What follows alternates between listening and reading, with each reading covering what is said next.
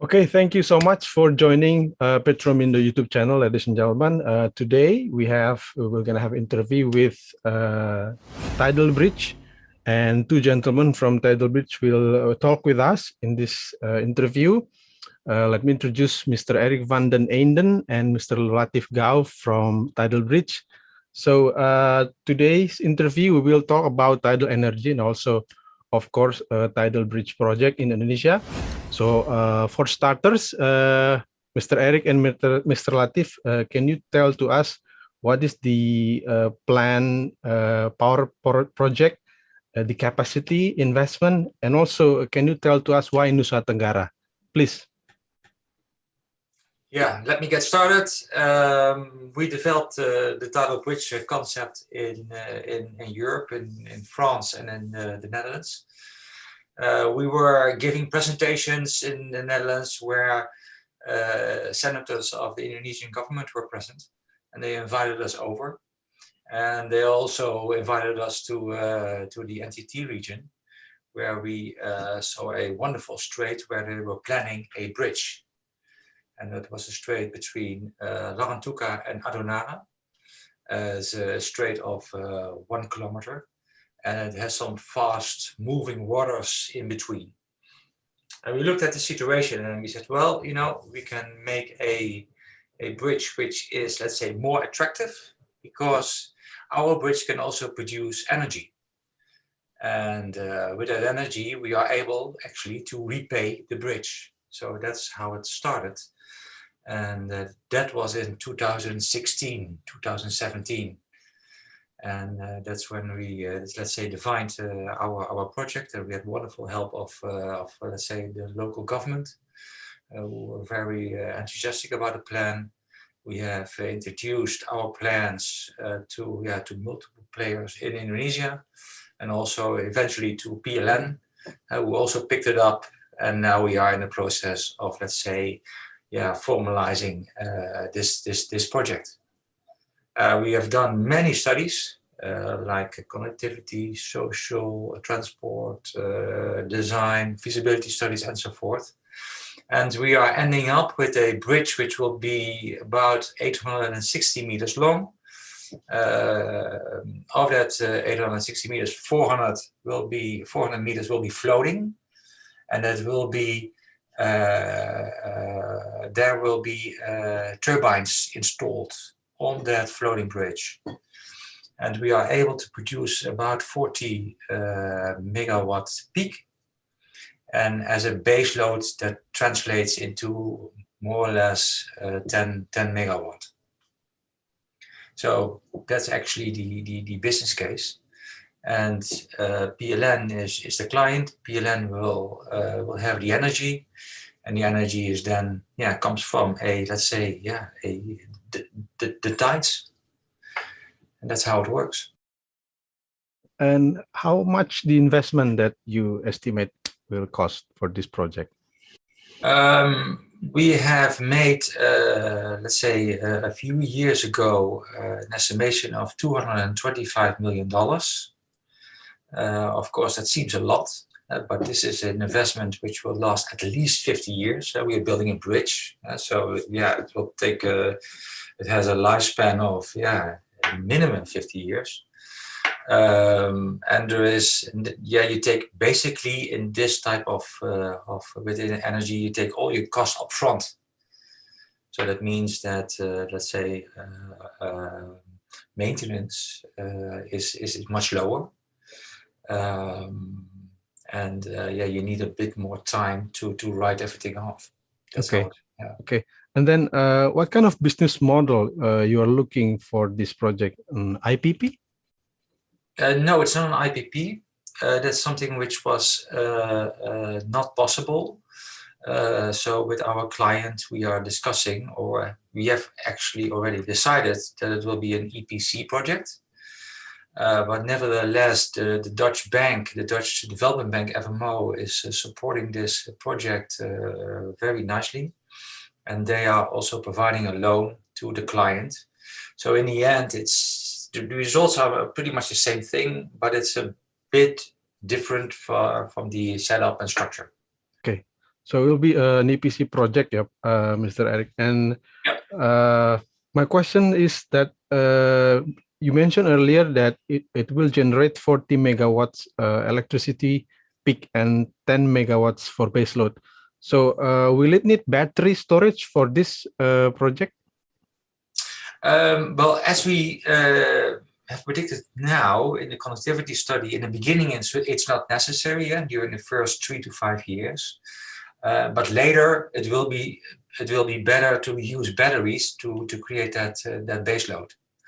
There are multiple of ways to make or to shave the peaks into a baseload. That can also be done with gas followers turbines, gas turbines basically. But that's something which we need to develop with PLN. Batteries is always possible. You see now that the price of the batteries is going down very, very sharply, and also the life cycles of the batteries are increasing tremendously. So that means that it's just a relative small investment to turn the let's say the sinus into a baseload. Okay. Until now, what is your biggest challenges technically and commercially for this project? Well, technically, it's not so much the challenges. No, I would rather say that commercially, it's nice to do this, because actually we started with a clean sheet. There was no plan. There was just an idea, and turning an idea into reality, that takes some time. And especially when government is involved and it's such a, let's say, a big project where you combine infrastructure and energy, that's the challenge. But there we have, let's say, Latif, who helped us a lot in, as we say, the jungle. And yeah, that's where we actually came out quite nicely. But that was the real challenge, that to convince people that this could work and that this could also be commercially viable. And yeah, always questions, yeah, is it now infrastructure or is it energy production, or yeah, tell me. And in the end, yeah, we are very happy with, let's say, a motivated PLN to move this project forward. And looking at the Nusa Tenggara power demand, is it easily absorbed 40 megawatts for Nusa Tenggara, Larantuka, and Adonara? Well, the combination of this project of being a transport infrastructure and energy, it makes it easier to absorb the energy, because we will unlock an island, we will unlock Adonara, and that will increase the market. And yeah, with market you have more energy demand, so that goes together. We also learned that that some developments will take place when the bridge will be present, and that also demands more energy. So it's actually yeah, the combination makes it very strong. Okay. So the absorption of energy is no problem. My question may be a little bit off the Larantuka and Adonara project. Is there any power project or power plant that already commercially operating for this technology? Not so many. We built in Holland actually the same thing. So on a bridge, also the turbines, but that was much more a demonstration project. Really commercially available, not so many projects. No, not so many projects. So you mentioned that it will be in a PC project. So I believe PLN will be the financier, or you will also provide or bridge the financing for this project? Well, actually, we bring our own finance. That's what we do. But Okay. that's what I told in the beginning, that let's say the Dutch bank is really motivated to finance PLN, who is then actually investing in the bridge. So it's a combination, and that combination is very strong. Okay. Pak Alex, do you have any question, Pak, to jump in? Yes, Eric, this is a very interesting project, and I think it's going to be one of uh, uh, the first tidal project in Indonesia if you succeed in realizing it. But I'm a bit curious about the division. Which part? How much is it going to be? The investment cost is going to build the infrastructure and to how much is to build the power plant?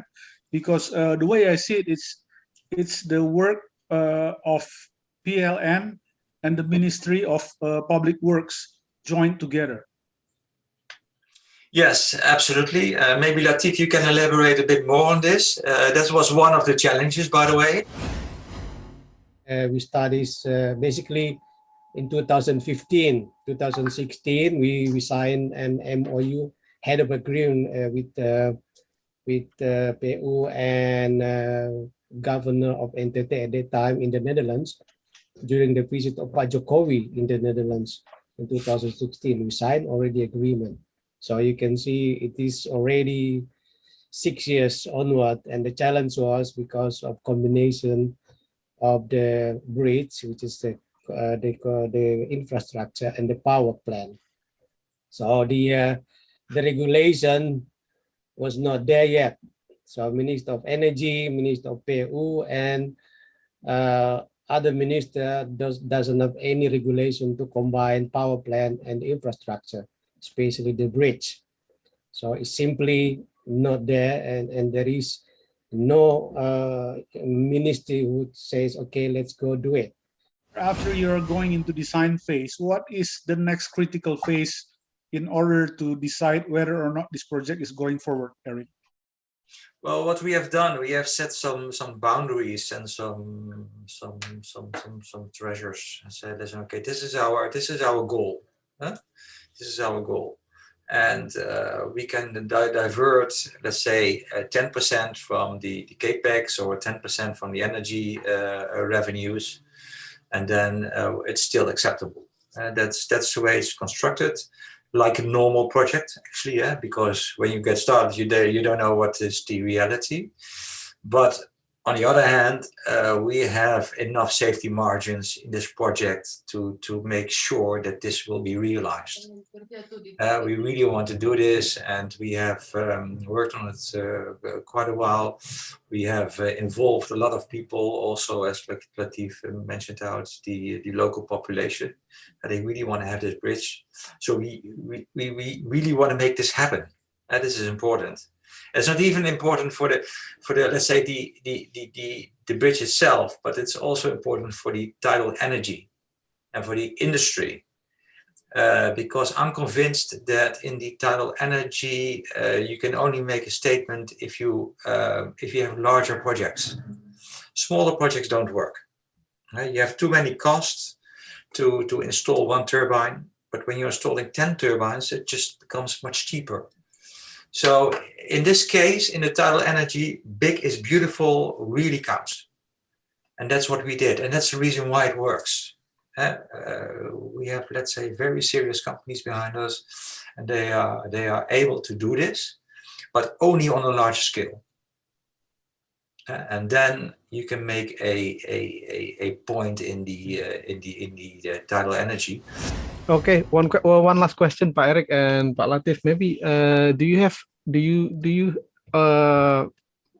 consider to build the project standalone for the power plant only? I mean, for if the bureaucracy, like Pak Latif explained, will it easier to build only the power plant? From our side, we can do actually, but the local people will not allow us. Yeah, no, I think it's also a pity if you would do so, because then you have, let's say, half the bridge in the water, and you can finalize it with let's say 25% more. Yeah, and it's just a pity. So that's why we went for one big project, and of course it's very challenging. But yeah, as soon as we have it, you have like a iconic project. And it would also be very good for the region itself, because what we see here in Holland is that with these type of structures, tourists just come and have a look. because yeah, it's I always say it's a revolutionary bridge. It's a bridge which is pays for itself. We have a very interesting discussions today, Eric and Pak Latif. And we all from Petromindo wish the Tidal Bridge a very good success, and the project can come construction and on stream very soon in 2024, ya Pak. Okay, thank you so much.